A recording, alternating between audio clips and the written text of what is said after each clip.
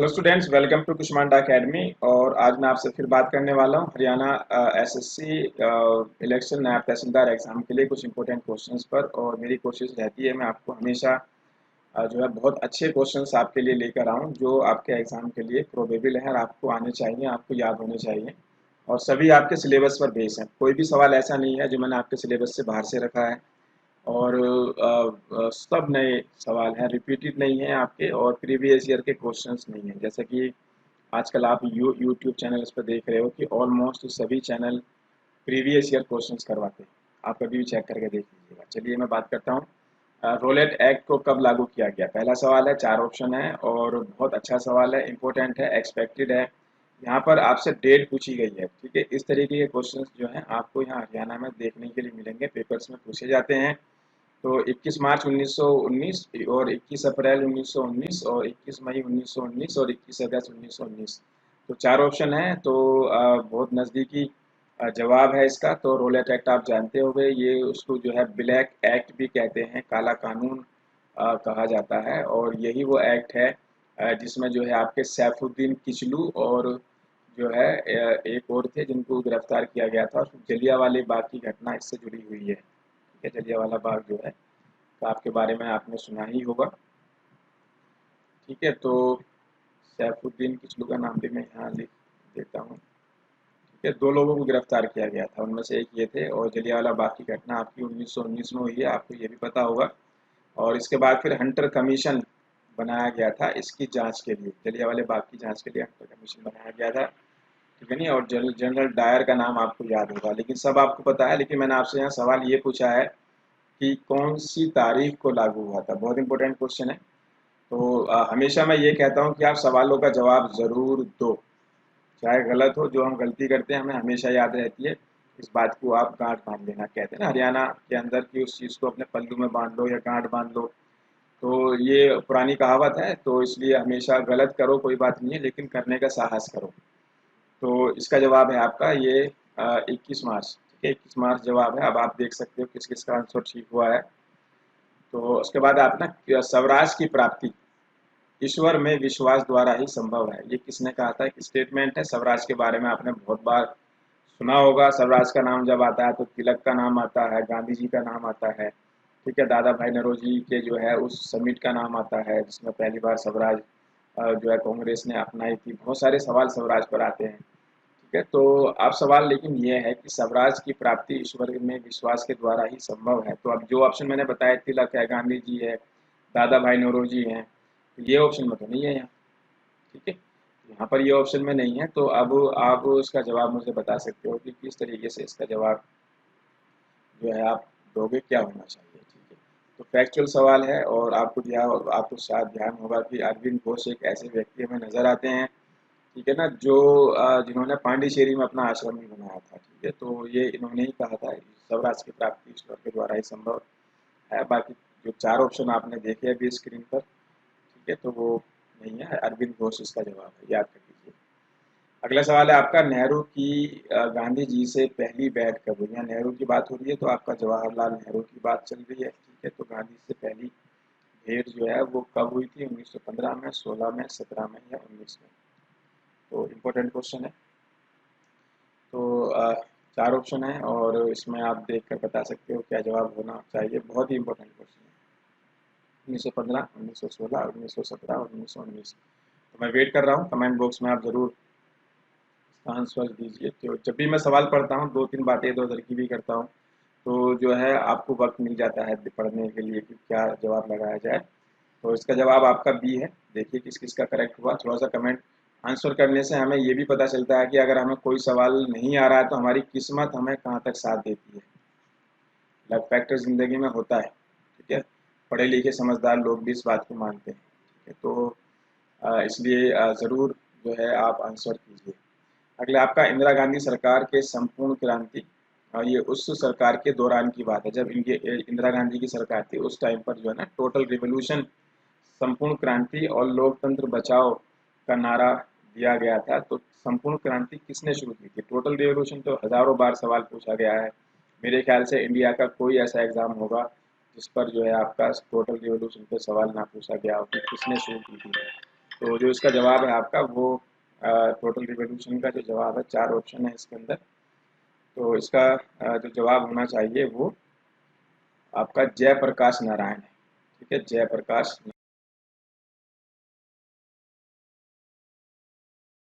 Question देखते हैं, शूद्र कौन थे? ये एक बुक का नाम है, ये कृति किसने लिखी? तो 4 ऑप्शन है आपके सामने, महात्मा गांधी, जयप्रकाश नारायण, आचार्य नरेंद्र देव और भीमराव अंबेडकर। ठीक है, तो जो है जो हिंदुस्तान का दलित समाज है उनके लिए महात्मा गांधी ने भी काफी कुछ लिखा है, किया है। अंबेडकर का नाम भी आता है। तो 2 ऑप्शन हमें नजर आ रहे हैं, इनमें से कोई सा एक होना चाहिए। तो इसका जो है बाकी जो है ये जो बुक है आपकी, ये भीमराव अंबेडकर की है। ठीक है, तो भीमराव अंबेडकर की है। तो ये जवाब इसका डी होगा।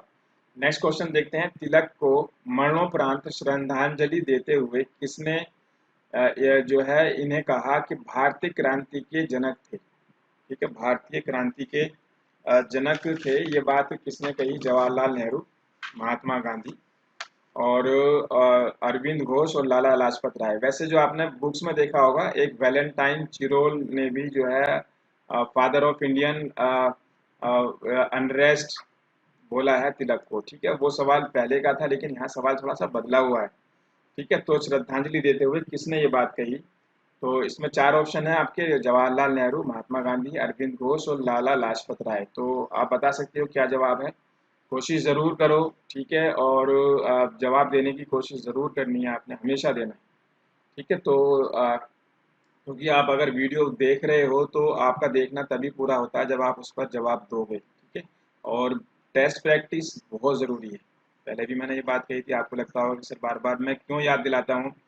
जैसे आप बिना मैदान में उतरे क्रिकेट खेलना नहीं सीख सकते। मतलब क्रिकेट आप देख कर थोड़ी सीख सकते हो कि आप टीवी देखते हो, आपने जाकर खेलना पड़ेगा। ऐसे ही टेस्ट प्रैक्टिस बहुत ज़रूरी है। इसका जवाब है आपका जवाहरलाल नेहरू।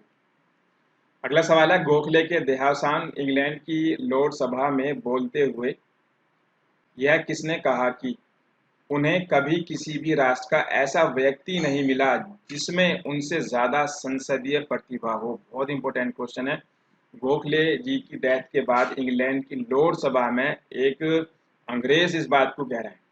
तो Lord William, Lord Ripon, Lord Curzon और कॉर्नवालिस। ठीक है, 4 ऑप्शन है, और इसमें से आप कॉर्नवालिस का नाम आपने सुना होगा, रिपन का नाम जरूर सुना होगा, कर्जन का नाम आपने सुना होगा। तो बहुत अच्छा सवाल है, इंपॉर्टेंट क्वेश्चन है। और एक आपके लॉर्ड विलियम है। 4 नाम आपने सुने हैं, तो आप इसका जवाब देने की कोशिश कर सकते हो। ऐसा कोई सवाल नहीं है जो आपके सिलेबस से बाहर से मैंने रखा हो, सब आपके सिलेबस का नेशनल मूवमेंट का सवाल है। इसका जवाब है आपका लॉर्ड कर्जन, सी।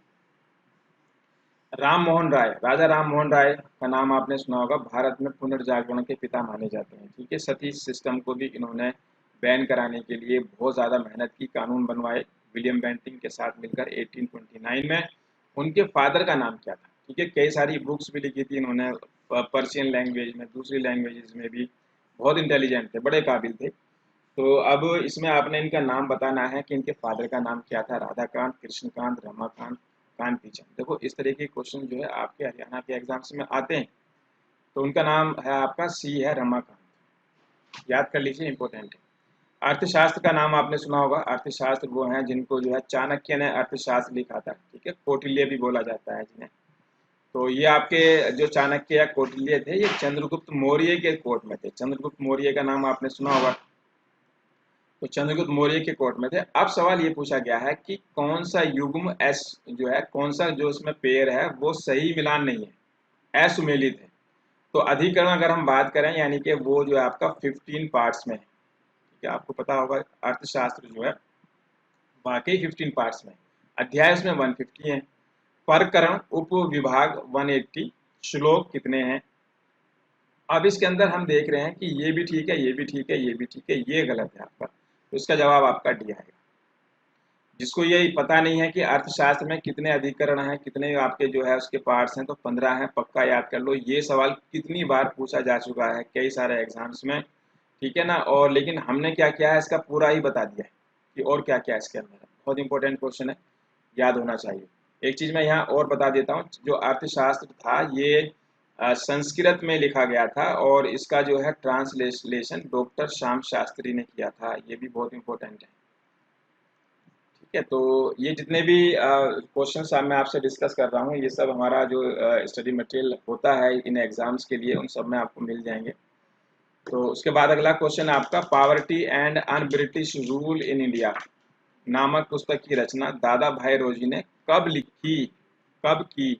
ठीक है, तो ये तो आपको पता है कि poverty and un British rule in India. ठीक है, तो ये जो है आप पहले से जानते हो कि दादा भाई नौरोजी का था। इनका एक वो और भी था, वो दोहन का सिद्धांत बोलते हैं जिसे, ठीक है, दोहन का सिद्धांत बोला जाता है। ठीक है, तो ड्रेन थ्योरी बोलते हैं जिसे, ड्रेन थ्योरी। ठीक है, ड्रेन थ्योरी बोला जाता है। तो जो आपकी ड्रेन थ्योरी है वो इन्होंने दी है। ये सवाल आपने हजारों बार किया है, लेकिन इस बार जो मैंने आपसे सवाल पूछा है कि ये पुस्तक कब लिखी गई, ये जवाब है। चार ऑप्शन है आपके, 1900, 1878, 1901, 1910। तो इसका जो जवाब आपका आएगा वो जवाब है आपका सी, 1901 सी जवाब है। इंपॉर्टेंट क्वेश्चन है। उसके बाद अगला नेक्स्ट क्वेश्चन देखते हैं, ब्रिटिश संसद में प्रथम सदन के लिए चुने जाने वाले पहले भारतीय कौन थे? बहुत ही अच्छा सवाल है। राजा राम, ये राम मनोहर मलोहिया, लोहिया, भीमराव अंबेडकर, जवाहरलाल नेहरू, दादा भाई नौरोजी। ये सवाल आपको जरूर आता होगा, मैं उम्मीद करता हूँ ये सवाल आपने जरूर पढ़ा होगा कई बार, और सही जवाब देना चाहिए आप लोगों ने। ठीक है, अगर आप इस सवाल का जवाब सही नहीं दे पा रहे हो तो सोचने की बात है, क्योंकि बहुत आसान सवाल है, बहुत बेसिक सवाल है, और बिल्कुल दादा भाई नौरोजी इसका जवाब है। ठीक है, दादा भाई नौरोजी जवाब है इसका। अगला देखते हैं कि आने वाली पीढ़ियां, ये जो स्टेटमेंट है ये यहाँ पर जो है, आने वाली पीढ़ियां शायद ही विश्वास करेंगे कि इस प्रकार का हाड़ मास का मानव कभी पृथ्वी पर अवतरित हुआ था। ठीक है, तो ये जो स्टेटमेंट है यह किसने दिया था? और ये स्टेटमेंट मैं आपको बता दूं, ये गांधी जी के लिए हुआ, कहा गया था स्टेटमेंट। बहुत फेमस स्टेटमेंट है, और बहुत ही ज़्यादा जो है जाना पहचाना स्टेटमेंट है। तो ये चार लोग हैं आपके, न्यूटन है, आपका आइंस्टीन है, केपलर है, और जॉन लॉक है। इन चारों में से कौन थे जिन्होंने ये बात गांधी जी के लिए कही थी? बहुत इंपॉर्टेंट क्वेश्चन है। ठीक है, और आपके सिलेबस का पार्ट है। ठीक है, क्योंकि गांधी जी आपके सिलेबस में है, गांधी जी के बारे में किसी ने बात कही है, तो ये आपका आइंस्टीन है। वैसे भी क्या है ना, जो हमारा सिलेबस है उसमें एक स्टैटिक जीके भी होती है। ठीक है, सवाल की जो आपको हरियाणा एसएससी के जो सवाल मिलते हैं ना, वो कहीं से भी सवाल ले आते हैं, लेकिन अपने सिलेबस की हद में होते हैं। तो आइंस्टीन का स्टेटमेंट है गांधी जी के लिए, और आ सकता है। चलिए, तो तैयार रहिए याद करने के लिए। अगला है आपका, महात्मा गांधी जी ने समुद्र तट पर नमक बनाकर कानून को भंग किया कब? चार ऑप्शन है, ये तो आपको आता ही होगा। ठीक है ना, दांडी मार्च का नाम आपने सुना होगा, दांडी मार्च। ठीक है, नमक कानून का तोड़ना, लेकिन कौन सी डेट थी? 5 अप्रैल 1931 है, 5 अप्रैल 1930 है, 6 अप्रैल 1930 है, या 6 अप्रैल 1931 है? इस तरीके के सवाल आपको अपने एग्जाम में मिलेंगे ही मिलेंगे। ठीक है, तो बहुत इंपॉर्टेंट जो है क्वेश्चन है, तो ये जवाब बताओ सोचकर आप, कमेंट बॉक्स में जरूर जवाब दो। ठीक है ना, तो तैयार रहो। अगर आपके पास बॉल आ रही है तो आपने सिक्सर देना है। ठीक है, तो लेकिन अगर खाली भी चली जाए तो कोई बात नहीं है, यहाँ आपको कोई जान थोड़ी रहा है। बताइए, हाँ बिल्कुल सी जवाब है इसका, बिल्कुल सही जवाब है, 6 अप्रैल 1930। और गांधी इरविन समझौता कब हुआ? गांधी इरविन समझौता कब हुआ? जितने भी क्वेश्चंस मैं आपसे डिस्कस कर रहा हूँ यहाँ पर, ये सब आपको बहुत ज़्यादा मदद करने वाले हैं आपके एग्ज़ाम को क्लियर करने में। ठीक है, बहुत ज़्यादा हेल्प करेंगे आपकी। ठीक है, क्योंकि कुष्मांडा एकेडमी जो है ना, ये हम एग्ज़ाम्स की नेचर को बहुत अच्छे से बारीकी से समझते हैं। ठीक है, चलिए, गांधी इरविन समझौता कब हुआ था? तो इसकी भी डेट आपने याद करनी है। ठीक है, याद करनी है। अगर आपको याद है तो आप जवाब ज़रूर दो, अगर याद नहीं है तो मैं इसका जवाब आपको बता दूंगा। ठीक है, तो ये कई बार क्या है, इनका ऑर्डर भी पूछ लेते हैं, क्रोनोलॉजिकल ऑर्डर। तो हमेशा मैं अपनी क्लासेस में भी जो है ना, इन सबको याद करवाता हूँ, इन डेट्स को मैं याद करने के लिए कहता हूँ भाई ये तारीखें आपको याद होनी चाहिए। तो यहाँ पर आपको सीधा हमने डेट पूछी है, तो वो आपका 5 मार्च 1931। ठीक है, तो ये याद होना चाहिए। देखो कितना नज़दीकी जवाब थे, 5 फरवरी, 5 मार्च, फिर 5 फरवरी, फिर 5 मार्च। तो बहुत नज़दीकी ऑप्शन होते हैं, वहाँ कोई आपका लॉजिक काम, इसलिए आपको वो सब याद होना चाहिए।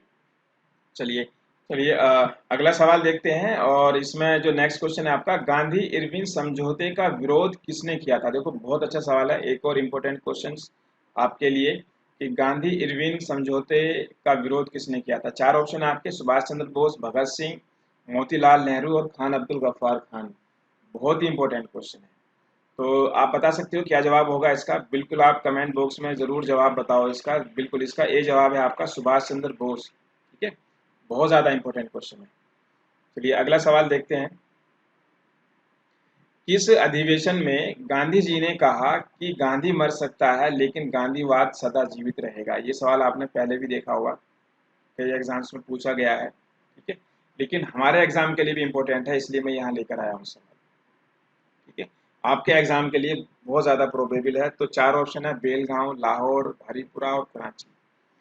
तो आपको आता होगा जवाब जरूर, अगर आप तैयारी कर रहे हो। तो इसका जवाब है आपका डी, कराची। कराची अधिवेशन है आपका। ठीक है, 1931 वाला सिविल डिसोबीडियंट मूवमेंट के बाद जो था ना उस जमाने में, वो उस टाइम तक कराची अधिवेशन। एक सवाल और भी आता है आपका, वो मैं फिर बात करूंगा, जिसमें ये था कि हम एक साल के अंदर जो है स्वराज लेकर रहेंगे। ठीक है, तो वो किसी दूसरे टेस्ट में बात करूंगा। चलिए, महात्मा गांधी जी की दांडी यात्रा की तुलना इल्वा से लौटने पर नेपोलियन के पेरिस मार्च और राजनीतिक सत्ता प्राप्त करने के लिए मुसोलिनी के रोम मार्च से की जा सकती है? ये बात किसने कही? ठीक है, दांडी यात्रा की तुलना जो है नेपोलियन के पेरिस मार्च से और मुसोलिनी के रोम मार्च से की जा सकती है। ये बहुत इंपॉर्टेंट क्वेश्चन है। ठीक है, तो इसमें ऑप्शन है आपके सामने फिर से, सुभाष चंद्र बोस, जवाहरलाल नेहरू, राम मनोहर लोहिया और डॉक्टर बी आर अम्बेडकर। तो चार ऑप्शन है और आप कोशिश करो क्या जवाब हो सकता है इसका, सोचिए एक बार। और नहीं तो आप इसे याद कर लीजिएगा। बिल्कुल सुभाष चंद्र बोस इसका जवाब है, सुभाष चंद्र बोस। और नेक्स्ट क्वेश्चन देखते हैं अगला। गांधी जी ने हिंद स्वराज बुक जो थी ये कब लिखी? हिंद स्वराज पे बहुत बार सवाल आते हैं, हमेशा आते हैं, लेकिन ये कब लिखी गई? 1920 में, 1909 में, 1912 में, 1910 में। तो चार ऑप्शन है इसमें, तो इसका जवाब आएगा आपका बी, 1909। अगला क्वेश्चन है, गांधी जी के सर्वोदय संबंधी विचारों पर किसका प्रभाव पड़ा? गांधी जी के सर्वोदय संबंधी विचारों पर किसका प्रभाव पड़ा? चार ऑप्शन है आपके सामने, टोलेस्टॉय, रस्किन, डेविड थोरी, रोमियो रोला। तो इस तरीके के सवाल भी आपके एग्जाम में पूछे जाते हैं कि गांधी जी के विचारों पर किनका प्रभाव था। बहुत बार आपने क्वेश्चंस देखे होंगे। तो एक सवाल हम आपके लिए लेकर आए हैं, बहुत इंपॉर्टेंट है। इसमें आपका जवाब है जॉन रस्किन। सर्वोदय में रस्किन का नाम आएगा, ना कि टोलेस्टॉय का। ध्यान रखना, याद रखना। अगला सवाल है और इसी पेज पर हमने दे दिया है कि कौन निम्न में से कौन से सत्याग्रह की प्रविधि में शामिल नहीं था? यानी कि सत्याग्रह का हिस्सा नहीं था। हड़ताल करना, हिजरत करना, असहयोग करना। ठीक है, तो चार ऑप्शन है इसके अंदर, इसका जवाब आपका आएगा सीधी कार्रवाई, सी जवाब है। आधा नंगा फकीर, अर्ध नंगा फकीर किसने कहा था गांधी जी को? ये तो आपको पता ही होगा बिल्कुल, चर्चिल। चर्चिल जवाब है इसका, क्योंकि जब वो आपका ये इसमें राउंड टेबल कॉन्फ्रेंस में हिस्सा लेने गए थे आपके, कौन? Gandhi ji. Second round table conference में गए थे, सिर्फ एक ही राउंड टेबल कॉन्फ्रेंस में वो गए थे, तो लंदन में। ठीक है, तो गोलमेज सम्मेलन बोलते हैं हिंदी में। तो वहां पर चर्चिल ने उन्हें अर्धनंगा फकीर बोला जब वो सीढ़ियां चढ़ रहे थे। ठीक है, तो महात्मा गांधी को महात्मा किसने कहा? ये भी बहुत अच्छा और इम्पोर्टेंट क्वेश्चन है। महात्मा गांधी को महात्मा किसने कहा? गफ्फार खान ने, चर्चिल ने, रविंद्रनाथ टैगोर ने, या आपका जेबी कृपलानी ने? ये सवाल का जवाब आपको आता होगा। ठीक है, इसका जवाब है आपका रविंद्रनाथ टैगोर, सी जवाब है। आप ए बी सी डी करके ऑप्शन में दे सकते हो, ठीक है ना, हो सकता है आपको टाइप करने में टाइम लग जाए। चलिए, 1920 के कैलकाटा अधिवेशन में महात्मा गांधी के असहयोग आंदोलन के प्रस्ताव का विरोध किसने किया था? ये सवाल बहुत ज्यादा इंपॉर्टेंट है। ठीक है नहीं, क्योंकि नॉन कोऑपरेशन मूवमेंट का विरोध हुआ था। कौन लोग थे जो उसके खिलाफ थे? चार ऑप्शन है आपके, चित्तरंजन दास, मदन मोहन मालवीय, एनी बेसेंट, मोतीलाल नेहरू। तो चार ऑप्शन है और इन चार ऑप्शन में क्या जवाब हो सकता है? हालांकि थोड़ा सा लेंदी हो गया है क्वेश्चन, लेकिन आपके एग्जाम के लिए इंपॉर्टेंट है, इसलिए दिया गया है। तो जो है कई बार चित्तरंजन दास के साथ भी जोड़कर सिंगल ऑब्जेक्टिव टाइप सीधा सवाल पूछ लिया गया है। तो यहाँ पर हमने तीन लोगों के नाम दे दिए हैं, आपका ये है 1 2 3, यही जवाब आएगा इसका। ठीक है, तो इसका ये सी जवाब है। भारत छोड़ो आंदोलन का विरोध किसने किया? ठीक है, तो इम्पोर्टेंट क्वेश्चन है। तो वल्लभ भाई पटेल, मोतीलाल नेहरू, तिलक और अंबेडकर। तो चार ऑप्शन है आपके सामने, तो इसका जवाब आपका आएगा डी, डॉक्टर अंबेडकर। बहुत इंपॉर्टेंट क्वेश्चन है, याद होना चाहिए। और अगला है आपका, निम्न में से किसने मानवेंद्र राय को पूर्वी क्रांति का चिन्ह कहकर पुकारा? एम एन रॉय का नाम आपने सुना होगा। इंडिया में जो कम्युनिस्ट मूवमेंट है उससे जुड़े रहे M N Roy. Political party भी बनाई थी आज़ादी से पहले। तो स्टोलिन ने कहा, लेनिन ने कहा, मार्क्स ने कहा और गांधी ने कहा। ठीक है, एम एन रॉय के बारे में तो बहुत इंपॉर्टेंट है, हमारे सिलेबस का हिस्सा है। तो इसका जवाब आपका आएगा लेनिन। बी जवाब आएगा लेनिन। बहुत इंपॉर्टेंट क्वेश्चन है। मलंग बाबा, ठीक है, मलंग बाबा गांधी जी को किसने कहा? तो गफ्फार खान है, चर्चिल हैं, रविंद्रनाथ टैगोर हैं और जेबी कृपलानी। तो आपके खान अब्दुल गफ्फार खान है, इन्होंने कहा था मलंग बाबा। और ये वही खान अब्दुल गफ्फार खान है जिनको सीमांत गांधी भी कहते हैं, फ्रंटियर गांधी। ठीक है ना। और नोबल भारत रत्न भी मिला है इन्हें। ठीक है, भारत रत्न भी मिला था, एक मंडेला और एक आपके खान अब्दुल गफ्फार खान, इन दोनों को भारत रत्न दिया गया है। चलिए, तो ये कुछ इंपॉर्टेंट क्वेश्चंस थे। बाकी आप हमारे स्टडी मटेरियल के डिटेल हमारी हेल्पलाइन नंबर्स पर मतलब ले सकते हो हमसे, और या हमारी वेबसाइट के ज़रिए आप मंगा सकते हो। टेस्ट सीरीज़ भी चली हुई है हमारी, ऑनलाइन क्लासेस भी अवेलेबल हैं। जो भी आपकी ज़रूरत है, जो भी आप समझते हो कि आपकी ज़रूरत है, हम आपकी हेल्प कर सकते हैं। तो आप हेजिटेट मत करना। ज़िंदगी में जो है ना, मौके बार बार नहीं मिलते, वक्त निकल जाता है। ठीक है, तो वक्त को पहचानना सीखिए, और बिना एक्सपर्ट सपोर्ट के नहीं होता, ये भी एक सच्चाई है। ठीक है, बिना कोच के भी नहीं होता, ये भी एक सच्चाई है। तो इसलिए आप प्रैक्टिकल करते रहोगे अपनी ज़िंदगी के साथ, बार बार वक्त वक्त खो दोगे अपनी ज़िंदगी का। इसलिए आप बेस्ट गाइडेंस ले लीजिए। ठीक है, बेस्ट गाइडेंस ले लीजिए, अपना 100% दीजिए, बाकी किस्मत। ठीक है, अफसोस ना रहे कि हमने अपना 100% नहीं दिया, हम ऐसा कर लेते, हम वैसा कर लेते। तो जो लोग सही प्लानिंग के साथ चलते हैं उनका रिजल्ट कोई रोक नहीं सकता। और प्लानिंग को जो लोग समझते हैं वही कामयाब होते हैं। प्लानिंग में क्या चीज़ें आती हैं ये समझना भी बहुत अकल की बात होती है। ठीक है, चलिए बाकी बात फिर करेंगे अगली वीडियो में। Thank you very much. हमारी टेस्ट सीरीज़, स्टडी मटेरियल या स्पेशल क्लासरूम कोर्स के लिए विजिट करें हमारी वेबसाइट kushmanda.com पर, या हमारे हेल्पलाइन नंबरों पर भी कॉल करके आप सारी डिटेल पता कर सकते हैं। So wait for our next video.